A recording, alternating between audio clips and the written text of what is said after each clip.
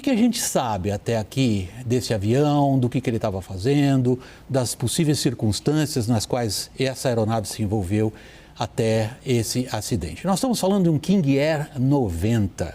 É considerado um avião de extraordinário êxito na aviação executiva e aviação geral.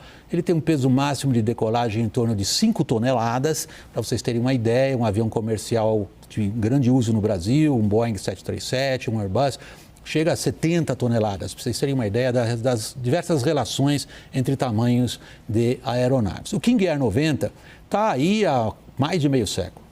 É um avião, portanto, muito bem apreciado, é um avião considerado de fácil e dócil pilotagem, ele tem grande aceitação no Brasil, porque ele é capaz de pousar, de operar em pistas curtas, em pistas mal preparadas, é considerado bem motorizado e ao longo de todos esses anos veio sofrendo muitas e muitas atualizações. Portanto, é uma boa aeronave, nada a dizer em relação a isso. O que ele estava fazendo?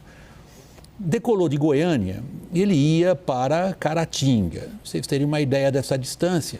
Ela é em linha reta, em linha de voo, é sempre um pouco mais, mas vocês terem uma ideia, são 826 quilômetros. O alcance desse avião é pelo menos o dobro disso, ou seja, estava perfeitamente dentro da capacidade dele de transportar peso e perfeitamente dentro da performance.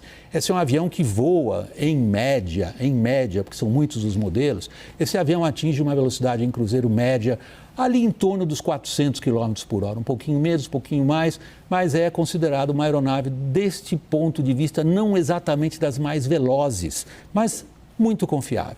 Onde ele ia pousar? Aí começamos a complicar um pouco a nossa história. Ele ia pousar no aeroporto de Caratinga. O aeroporto de Caratinga tem uma pista de 1.080 metros. Para uma aeronave desse tipo, 1.080 metros não é exatamente curto, mas também não é algo que dá ao piloto um enorme conforto em termos de tamanho. Porque a gente tem que considerar que Caratinga está a 2.000 pés de elevação, em torno de 700 metros, e isso afeta já a performance de qualquer aeronave, sobretudo quando faz calor, mesmo considerando o fato do King 90 ser um turbo-hélice. Portanto, ele é menos suscetível a essas variações do que os pilotos chamam de altitude e densidade do que um avião que opera com motores a pistão. Voltando à questão de Caratinga. Vocês estão vendo os morros em volta dessa pista? Piloto nenhum gosta disso. Esportivamente falando, é divertido para os pilotos, digamos, toda a série de manobras necessárias para ter um pouso seguro, calculado e estável, levando em consideração a topografia. A topografia de Caratinga não é das mais favoráveis para avião nenhum, mesmo considerando o fato do King 90 aproximar uma velocidade ali em torno de 180 km por hora, o que não é muito veloz em termos de aviação, mas já está ali exigindo do piloto muita atenção. Prosseguimos então. Que distância do aeroporto esse avião se acidentou? Vamos conferir. Isto é fácil, isto é um fato, isto não é interpretação. São pouco mais de 4 quilômetros, 4.000 e poucos metros. Isso aí a gente mede em qualquer desses aplicativos da internet, sabe-se exatamente o local do acidente, sabe-se exatamente o local do aeroporto. Portanto, esta medida é razoavelmente exata. Local do acidente, 4 quilômetros da pista. Isto significa uma aproximação de mais ou menos, um pouco menos, os pilotos falam sempre em milhas náuticas, de mais ou menos, um pouco abaixo de 3 milhas náuticas. Qual é o problema ali? É que exatamente no ponto em que as aeronaves costumam ficar alinhadas com o eixo da pista, que é onde ele caiu, há fios de alta tensão.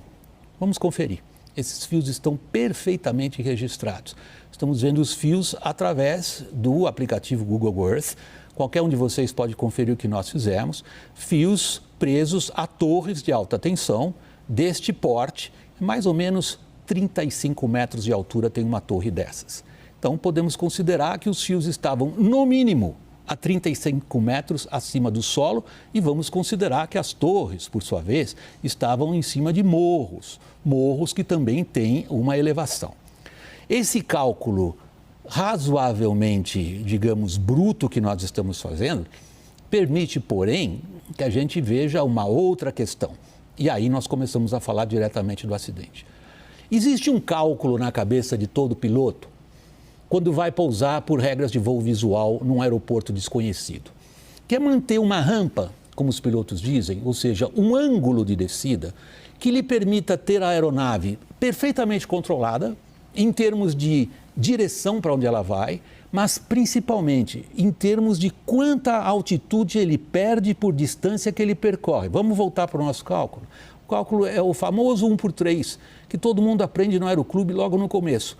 Se falta 1 milha para chegar na pista, eu tenho que estar a 300 pés acima do solo. Se faltam 2 milhas para eu chegar na pista, eu preciso estar a 600 pés acima do solo.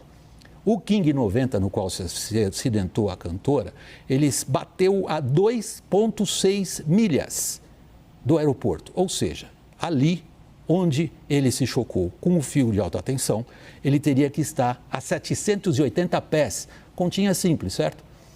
Pois os fios de alta tensão ali estão a mais ou menos 300 pés. Em outras palavras, este avião voava naquilo que os pilotos chamam consideravelmente abaixo da rampa.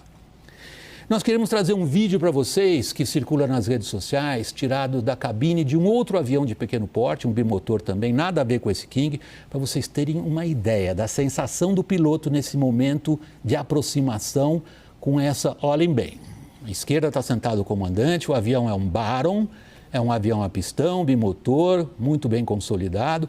Olhem para baixo, à esquerda, vocês vão ver a estrada e a cachoeira ali na frente. É nesse ponto que ele bateu no fio de alta tensão. Este avião, o Baron, passou, como a gente diz na aviação, alto. O King passou ali baixo, em termos relativos. Olha a cachoeira ali onde o King caiu. A câmera agora vai levar o olho de vocês em direção à pista, que os olhos treinados de um piloto conseguem identificar lá na frente, lá longe no horizonte. É esta a visão que o piloto queria ter. Vamos ver do ângulo invertido agora? Eixo invertido? Como é que é estando na pista e vendo um avião, nesse caso é um King Air, se aproximar?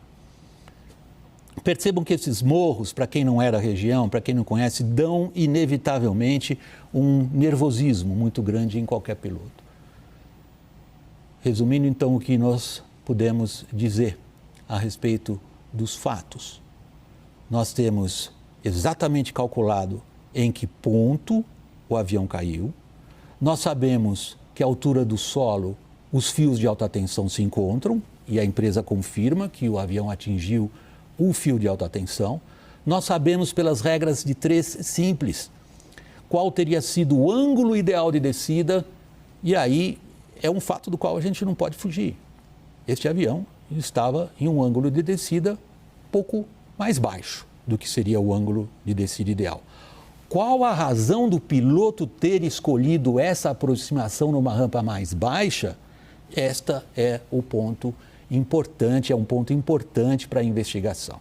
O fato é que ele estava numa rampa mais baixa, num lugar talvez... Isso aí os pilotos falam por experiência própria, conversamos com os pilotos que operam em Caratinga, é um aeroporto que exige um bom conhecimento da localidade e que psicologicamente nos pilotos às vezes traz essa necessidade, deixa eu ficar um pouquinho mais baixo, mas isso daí é da minha parte, apenas supondo. É impossível escapar da emoção que isso daí causa.